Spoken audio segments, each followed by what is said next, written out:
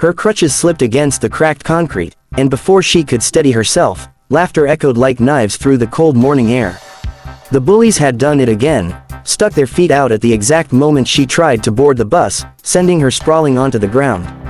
Her books scattered, her palms scraped raw, and the bus driver averted his eyes, pretending not to see. The world seemed to watch her humiliation in silence. She bit her lip, forcing back tears, not because she wasn't hurt, but because she refused to give them the satisfaction of seeing her break. The leader of the group sneered, stepping closer, towering over her fragile frame. "What's the matter? Can't even walk right?" His words cut deeper than the fall itself. She scrambled to gather her things, but they kicked her bag further away, laughing louder, like hyenas circling prey. A younger student who tried to help her was shoved back, threatened into silence. The crowd at the bus stop shifted uncomfortably, no one daring to intervene. But what those bullies didn't know was that the girl wasn't truly alone.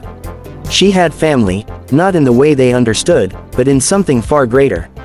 Her uncle had once been part of a brotherhood, a group bound not by blood but by steel and loyalty. And though she never bragged about it, those men had promised her father years ago that if she was ever in danger, they would show up. Always. As the bullies shoved her crutch aside and mocked her stumble, a low rumble began to roll across the street. At first faint, like distant thunder, then growing louder, steady, powerful, relentless. The laughter froze, heads turned, tires screeched as a convoy of motorcycles rounded the corner, chrome gleaming under the morning sun. One bike after another, they roared down the street in formation, leather jackets marked with symbols of a brotherhood no one dared to cross. There weren't 2 or 10, but nearly 100 of them, engines growling like a storm breaking loose. The bullies, faces drained of color. Their swagger evaporated as the sea of bikes surrounded the bus stop.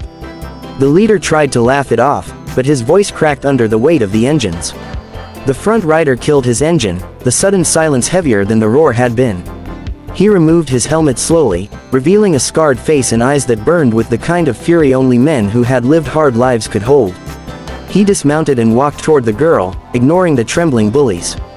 With one hand, he picked up her crutch and set it back into her grip. With the other, he lifted her bag and placed it gently over her shoulder. Then he turned, his gaze sweeping the crowd until it locked onto the pack of tormentors. None of them moved, none of them spoke. They couldn't. "Pick on someone who can stand against you," he growled, his voice deep as gravel. The other bikers nodded, their sheer presence a wall of unspoken threat. The leader of the bullies tried to mutter something about it being a joke, but one look from the man silenced him. Another biker stepped forward, towering, tattooed arms folded, and asked coldly, "Was it funny when she hit the ground?" No one answered. The silence cut deeper than any blow. The girl's chin lifted, her spirit glowing brighter than her injuries. For the first time, she felt the weight of protection at her back, a reminder that she was not weak, not forgotten. 99 engines waited, their riders ready, their eyes blazing. And in that moment, the bullies realized the truth: they had picked on the wrong girl. The bullies stood frozen, their earlier bravado melting away as the weight of 99 engines pressed down on them like a storm about to break. The leader, a boy with sharp cheekbones and a mouth too used to cruelty, tried to mask his fear with a crooked grin, but his hands gave him away, they trembled as he shoved them into his pockets. The girl adjusted her crutch, her breathing uneven, but her eyes never left the man who had lifted her bag. She had seen him once before, years ago at her father's funeral, standing in the back with leather cut and steel gray eyes. He hadn't spoken then, but she remembered the silent promise in his gaze. Today, that promise had come to life. The man turned his head slightly, and the smallest nod sent 2 bikers stepping forward, their boots heavy against the pavement. They didn't touch the bullies, not yet, but their presence alone was enough to push the pack backward until their heels pressed against the curb. One biker leaned down toward the leader, his breath hot against the boy's ear. "If I ever see you lay a hand, or a foot, on her again, you won't be laughing. Understand?" His tone was quiet, but there was steel in it, the kind of steel that made grown men fold. The boy bobbed his head furiously, words lost in his throat. The girl bent slowly to gather the last of her fallen books, but before she could, another biker knelt, scooping them up with surprising gentleness. He handed them to her, his rough hands careful not to bend the corners. "You hold your head high, little sister," he said softly. "They don't get to decide who you are." She blinked hard, her throat tightening with a mix of gratitude and disbelief. All her life, she had been told to endure, to be strong on her own. For once, she didn't have to be alone. The bus that had been idling nearby hissed as its doors creaked open. The driver leaned halfway out, eyes wide, as if unsure whether to let the students board in the middle of such a charged moment. But no one moved. The air was thick, pulsing with the presence of the riders. The other kids at the stop shifted, whispering, staring at the girl not with mockery but with awe. It was the first time they had seen anyone stand for her. One of the smaller bullies, the one who had shoved away the younger student earlier, broke first. His voice cracked as he stammered, "We were just messing around. We didn't mean nothing by it." He stopped when the scar-faced biker cut him a glance sharp enough to slice through excuses. The silence that followed was worse than shouting. Shame pooled in the bully's eyes, but it was too late to take back what had been done. The leader of the bikers walked back to his motorcycle, the chains on his jacket jingling with every step. He swung a leg over the seat, but before he pulled his helmet on, he raised his voice so all could hear. "Respect is the road you choose to ride. You either walk it, or you get run over by it. Remember that." The engines roared back to life in unison, the thunder shaking the ground beneath their feet. The bullies flinched at the sound, their nerves unraveling further with every rev.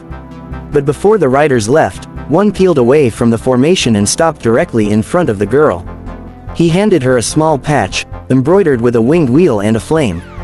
"Keep this," he said. "It means you've got family out here. Anyone gives you trouble again, show them that patch. Word will get around." Her fingers curled around the fabric, the symbol heavy with meaning she couldn't yet put into words. When the last bike rolled off down the road, their engines fading into the distance, the bus stop felt unbearably quiet. The bullies stared at the pavement, too rattled to speak. The other kids glanced at the girl with a new kind of respect, some even stepping aside to give her space as she boarded the bus. For once, she didn't feel like a burden dragging behind everyone else. She felt like someone who mattered. The bus ride was silent, except for the steady hum of the engine and the thump of her heart. She traced her thumb over the patch in her palm, trying to absorb what had just happened. The voices of the bikers replayed in her head, words laced with power, protection, and an unspoken demand that she never see herself as weak again. When the bus pulled into the school lot, the bullies didn't rush to shove her like usual. They kept their heads down, slipping away quickly into the crowd. For the first time, she walked at her own pace, her crutch clicking against the pavement with a rhythm that felt steady, almost proud. What she didn't know was that the bikers had not gone far. They had circled the town, keeping watch in their own quiet way. Word spread fast in a place like this, and by the afternoon, everyone knew what had happened at the bus stop. Teachers whispered in the staff lounge, students buzzed between classes, and even the principal, who had ignored her complaints before, suddenly seemed more attentive, his eyes following her in the hall as though guilt clung to him. The bullies kept their distance, their whispers no longer laughter but fear. But the story didn't end with one morning. Because the bikers weren't just men with machines, they were a brotherhood, tied by bonds deeper than blood, and they had decided that this girl was one of their own. And for her, life was about to change in ways she never imagined.